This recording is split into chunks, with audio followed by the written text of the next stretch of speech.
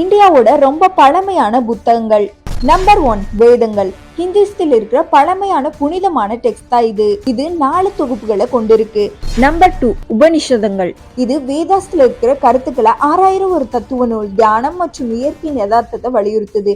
Number 3 Ramayanam. இளவரசர் ராமர், அவரோட மனைவி சீதா மற்றும் நண்பன் அனுமன் அவர்களோட வாழ்க்கையை விவரிக்கிற ஒரு பழமையான இந்திய காவியம். நம்பர் 4 மகாபாரத். குருஷேத்திர போர் மற்றும் கிருஷ்ணாவின் போதனைகளை விவாரிக்கிற பகவத்கீதையை உள்ளடக்கிய ஒரு காவியம் மற்றும் வேதம் தான் இது. நம்பர் 5 அர்த்த சாஸ்திரம். சாணக்கிய குப்தர அரசு, பொருளாதாரம் மற்றும் இராணுவம் பற்றிய ஒரு பழங்கால ஆய்வு கட்டுரை தான் இது. நம்பர் 6 புராணங்கள். பண்டைய இந்தியா இலக்கியத்தின் ஒரு வகை தான் இது. புராண கதைகள், புனைவுகள், கடவுள்கள் மற்றும் நாயக்கர்களின் வம்சாவளியை உள்ளடக்கி இருக்கு. சுஷ்ருதா சம்ஷிதா. அறுவை சிகிச்சை மற்றும் மருத்துவம் பற்றிய பண்டைய சமஸ்கிருத நூல் தான் இது. மறக்காம சப்ஸ்கிரைப் பண்ணி சப்போர்ட் பண்ணுங்க. நன்றி.